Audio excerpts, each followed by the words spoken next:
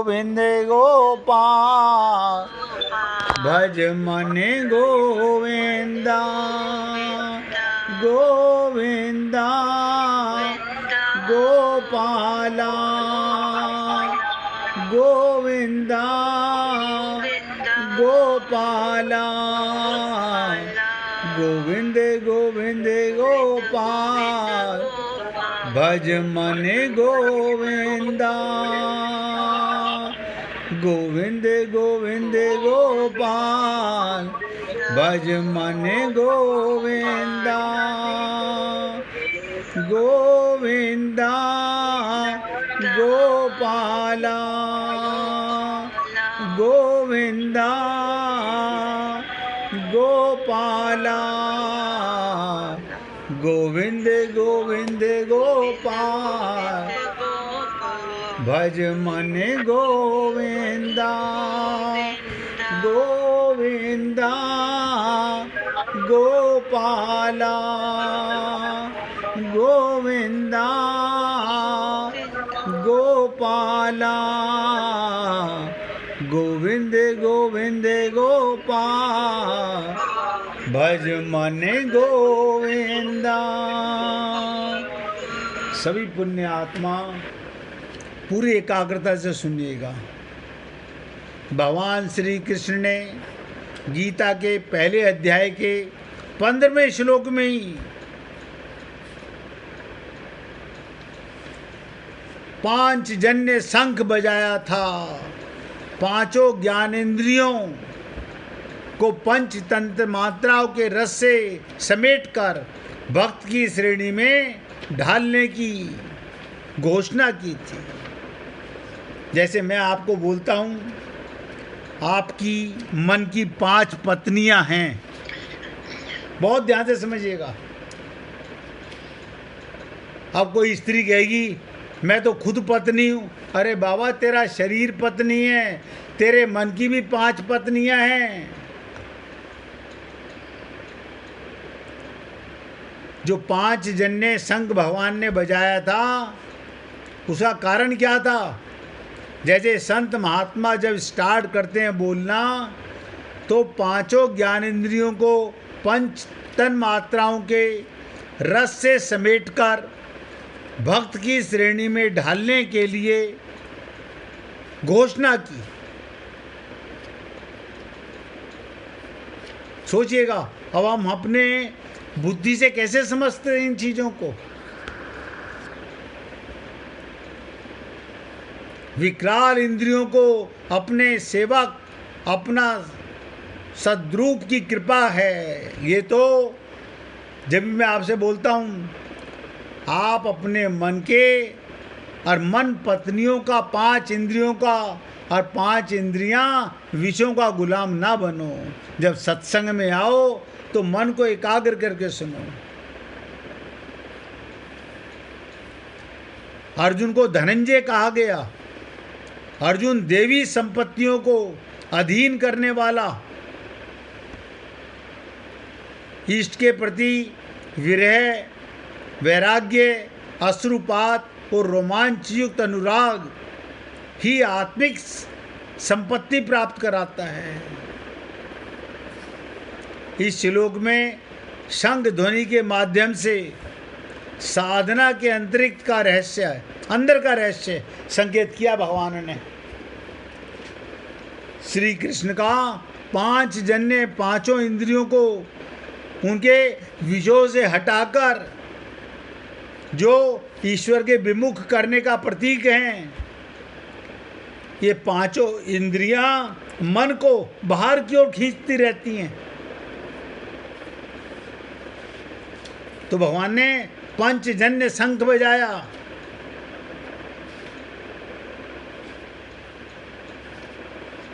और अर्जुन का देवदत्त शंख था। अपने प्रीतम भगवान के प्रति अनुराग, वैराग्य और देवी संपत्तियों की प्राप्ति का द्योतक था। भीम का पौंड्रिक शंख था, हृदय में उत्पन्न होने वाली प्रीति और भाव शक्ति का प्रतीक था। तो साधन में इंद्रियों को अनुगत जो इंद्रियों का माया से प्रेम है, हटा करके ये तीनों ही आध्यात्मिक उन्नति का आधार हैं। अब ध्यान से सुनिएगा। आम लोग, साधारण लोग यानी हम लोग भगवान की दी हुई वस्तुओं को तो अपनी मानते हैं। ध्यान दीजिएगा, भगवान की दी हुई वस्तुओं को तो अपना मानते हैं और अपनी हैं ही, जो कि अपनी हैं ही नहीं। देखिए कमाल है, भगवान ने हमें वस्तुएं किस लिए दी हैं, पर भगवान को अपना नहीं मानते। यानी भगवान ने हमें वस्तुएं दी, हम वस्तुओं को तो अपना मानते हैं, भगवान को अपना नहीं मानते। जो वास्तव में अपने हैं उन्हें अपना नहीं मानते, और वस्तुओं को दिया था सेवा के लिए, उन्हें अपना मानते हैं। वे लोग वैभवशाली भगवान को ना देखकर उनके वैभव को देखते रहते हैं। आज तो 1 लाख रुपए की कमाई हो गई, आज 10 लाख रुपए बेटा कमा के लाया, आज तो माला माल हो गए। वैभव की सच्चा मानते हुए उनकी बुद्धि इतनी भ्रष्ट हो जाती है कि वो भगवान का अभाव ही मान लेते हैं। उस दिन भूल जाते हैं सत्संग पत्संग, ममता, मोह और धन की आसक्ति, वैभव की आसक्ति हमारी खोपड़ी पर हावी हो जाती है। अर्थात भगवान की तरफ उनकी दृष्टि जाती ही नहीं। अब आप देखिएगा, हमारी दृष्टि भगवान की तरफ नहीं जाती, संसार के माया के प्रलोभन की तरफ ज़्यादा जाती है।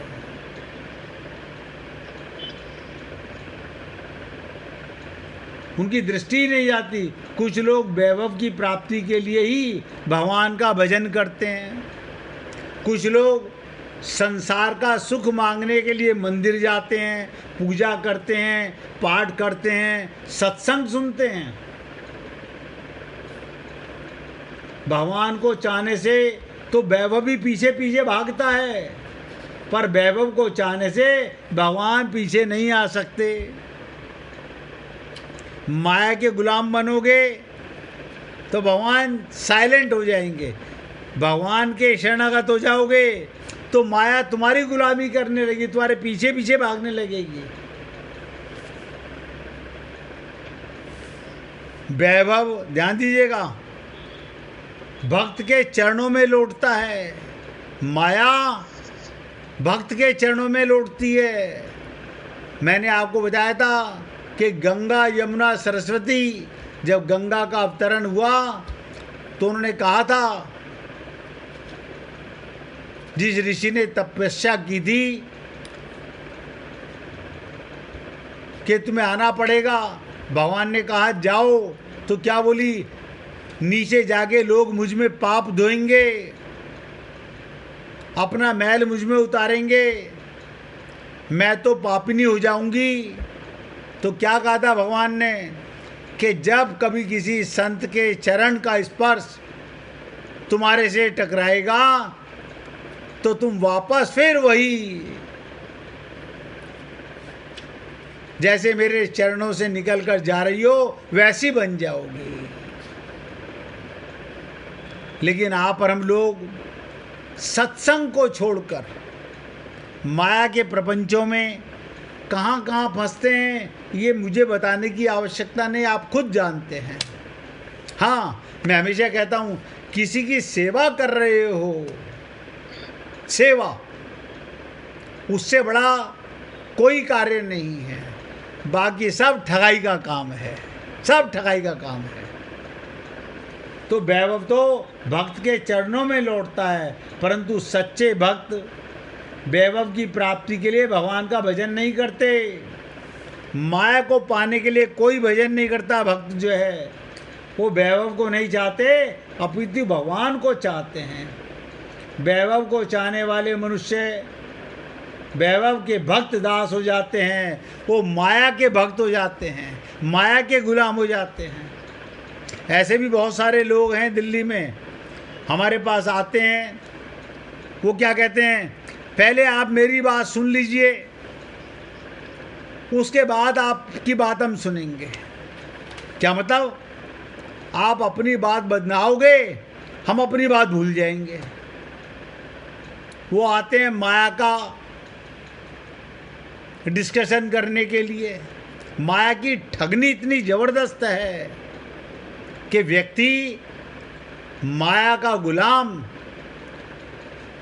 परमात्मा के साथ रहते हुए उनकी दासी का गुलाम बन जाता है, मन का गुलाम बन जाता है। तो वैभव को चाहने वाला, माया को चाहने वाला क्या हो जाता है? माया का गुलाम हो जाता है, दास बन जाता है। और भगवान को चाहने वाला भगवान के भक्त हो जाता है। अब आप देख लीजिएगा, आप किसकी भक्ति करते हो? माया की भक्ति करते हो या भगवान की? नहीं, हम तो दोनों काम कर लेते हैं। हम जब नोट लाता है पति कमा करके फटाफट गिन लेते हैं, हाँ लाओ मुझे लिखवाओ, मुझे बताओ। उसमें हम भूल जाते हैं क्या कहा भगवान ने और क्या कहा गुरु ने। उसमें माया दास हो जाते हैं और कुछ समय के लिए सोचते हैं थोड़ा सा समय पुण्य भी कमा लें, तो सत्संग में आ जाते हैं। ऐसा व्यक्ति ना धोबी का कुत्ता रहा ना घाट का रहा। डिसाइड करो एक चीज, अब सर फूटे या माथा, मैंने तेरी राह पकड़ ली। या तो माया भक्त हो जाओ, वैभव भक्त हो जाओ, या भगवान की भक्ति में आगे बढ़ो। अर्जुन वैभव, ध्यान दीजिएगा, वैभव को ठुकरा रहा है, माया को ठुकरा रहा है, नारायणी सेना को ठुकरा रहा है। भगवान गीता ऐसे ही नहीं सुनाते किसी को। जो त्याग करे, भगवान के हृदय में ये बात इतनी कूट कूट के भर गई कि देखो, युद्ध के लिए तो सेना की जरूरत होती है, अस्त्रों की जरूरत होती है। अब मेरी नारायणी सेना तो अस्त्र शस्त्रों से सुसज्जित थी। उसको त्याग करके, वैभव को त्याग करके, इसने निहत्ता मुझे चुना है, सब कुछ त्याग करके मेरे पास आया है। केवल भगवान को अपनाया तो युद्ध क्षेत्र में भीष्म, द्रोण, युधिष्ठिर आदि महापुरुषों के रहते हुए भी गीता का महान दिव्य ज्ञान, गीता का उपदेश केवल अर्जुन को दिया। देखो शरणागति का कमाल। जानत है प्रभु सबके मन की, सबके मन को भगवान देखते रहते हैं। हम माया दास हैं, गुरु दास हैं, या भगवान के दास हैं। जो अपने को शरीर मानेगा वो पहले नोट कर ले, वो माया दास ही बनेगा। जो काया है वो माया में फंसेगी। जो मन का गुलाम है वो माया में फंसेगा। जिसे आत्मज्ञान हो गया, कसौटी मिल गई, अब सर फूटे या माथा, मुझे इस तरफ चलना है, चाहे कितने भी कष्ट भोगने पड़े। तो आप देखिए, सोचिए, युद्ध के क्षेत्र में भीष्म भी हैं, द्रोणाचार्य भी हैं, कृपाचार्य जी भी हैं, युधिष्ठिर भी हैं, भीम भी है, नकुल सहदेव भी हैं, कर्ण भी है, और कितने राजा महाराजा हैं। इन महापुरुषों के रहते हुए भी गीता का महान दिव्य उपदेश केवल अर्जुन को प्राप्त हुआ, और बाद में राज्य भी अर्जुन को मिला। ये बातें अभी हमारी समझ में नहीं आ रही हैं। भक्त प्रहलाद ने भगवान की शरणागति स्वीकार की, उन्हें एक कल्प का राज्य मिला। वो राज्य चाहते नहीं थे। भक्त प्रहलाद जैसा भक्त तो होना बहुत कठिन कार्य है।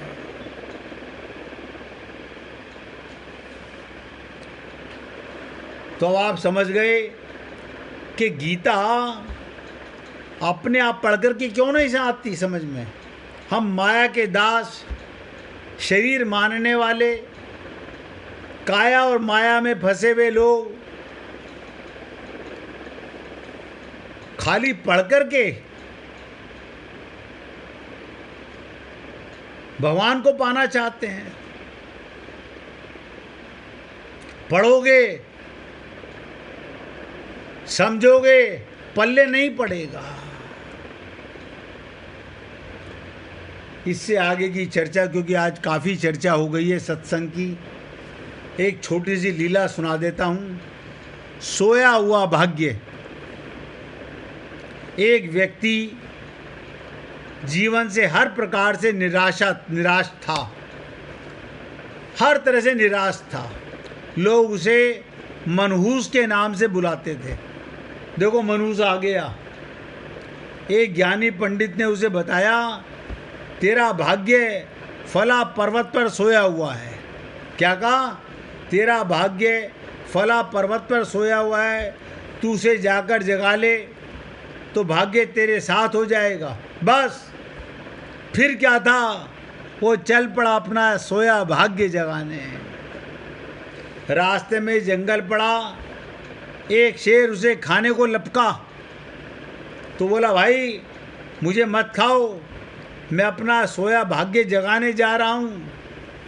शेर ने कहा, तुम्हारा भाग्य आग में जाए,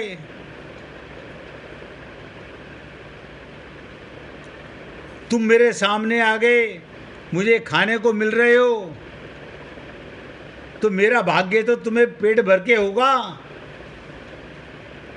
तुरंत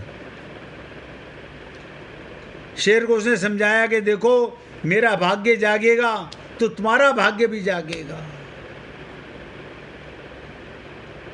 तो शेर बोला, अगर तुम्हारा भाग्य जाग जाए तो मेरी एक समस्या है, उसका समाधान पूछते लाना उस पहाड़ पर। मेरी समस्या ये, मैं कितना भी खाऊं, ध्यान दो, शेर क्या कहता है, मैं कितना भी खाऊं मेरा पेट भरता ही नहीं, हर समय पेट भूख की ज्वाला से जलता रहता है, जैसे धन के लालची सदा।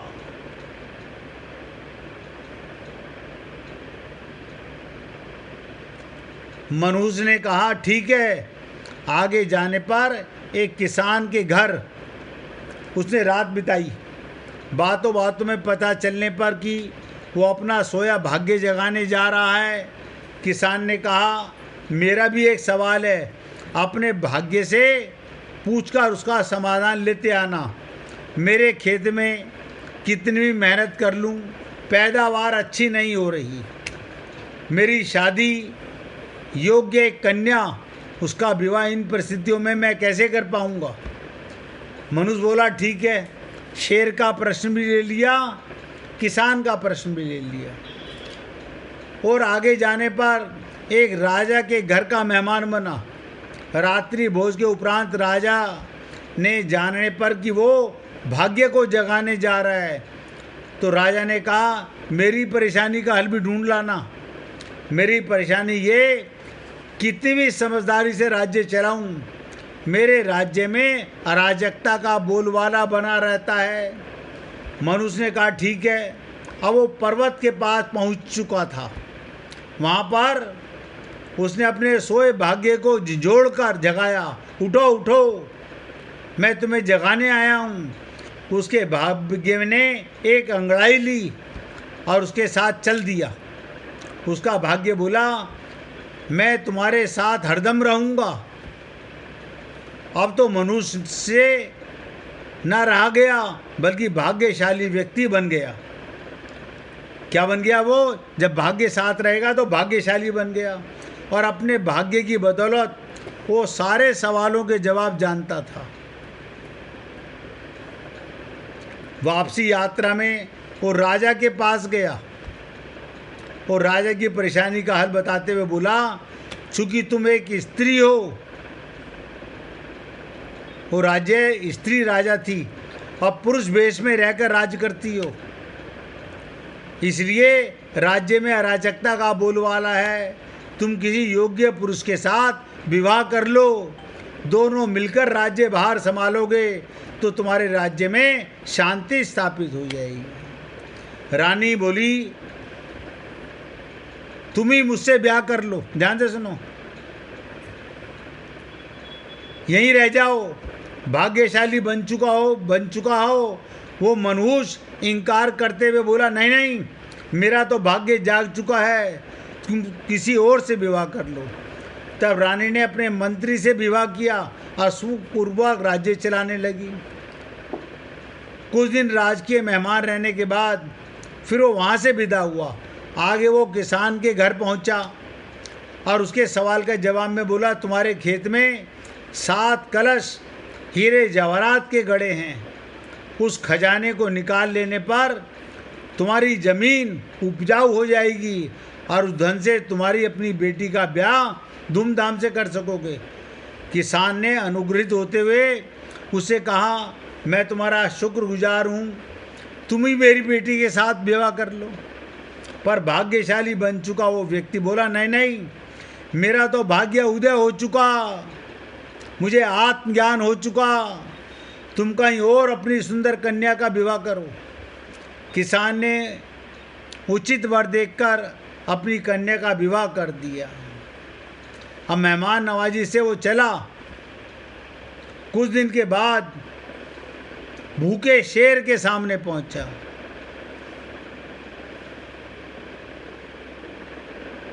शेर से उसकी समस्या का समाधान स्वरूप कहा, यदि तुम किसी बड़े मूर्ख को खा लोगे, क्या कहा, अगर तुम किसी बड़े मूर्ख को खा लोगे तो तुम्हारी ये भूख की शांति मिट जाएगी। तो आध्यात्मिक, ध्यान से सुनिएगा, शेर ने उसकी बड़ी आवभगत की और यात्रा का पूरा हाल जाना। सारी बात पता चलने के बाद शेर ने कहा, भाग्य उदय होने के बाद इतने अच्छे और इतने बड़े 2 मौके गंवाने के बाद ये इंसान, तुझसे बड़ा मूर्ख और कौन मिलेगा मुझे। तुझे राजा बनने का मौका मिला, तेरा भाग्य उदय हो रहा था, तूने राज्य ठुकरा दिया। तुझसे किसान जिसके खेत में 7 घड़े हीरे जवाहरात के भरे थे, उसने तुझे अपना दामाद बनाना स्वीकार किया, तो तुझसे बड़ा मूर्ख कोई नहीं, तुझे खाकर ही मैं अपनी भूख शांति करूंगा। इस तरह वो इंसान शेर का शिकार बनकर मृत्यु को प्राप्त हो गया।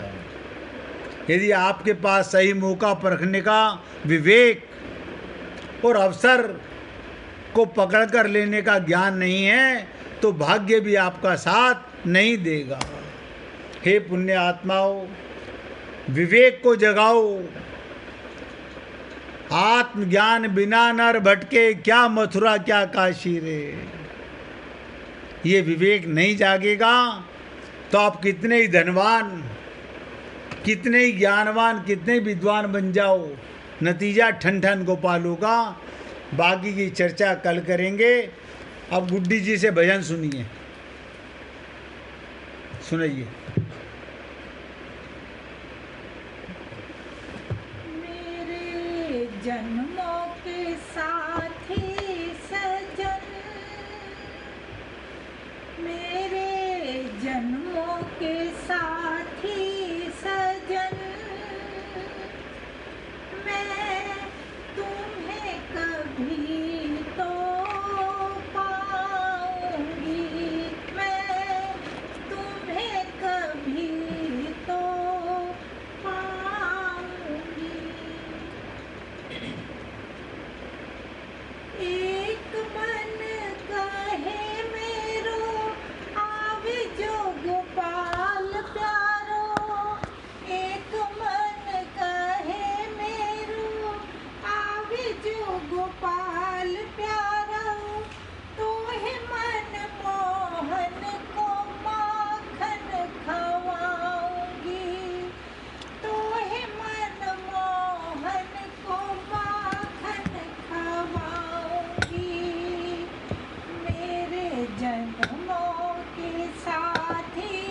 सजन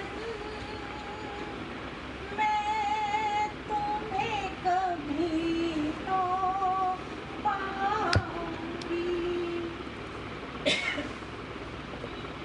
एक मन कहे मेरो आवे जो सलोनो शाम। एक मन कहे मेरो आवे जो सलोनो शाम। तुम्हें वात्सल्य को हृदय से लगाऊंगी।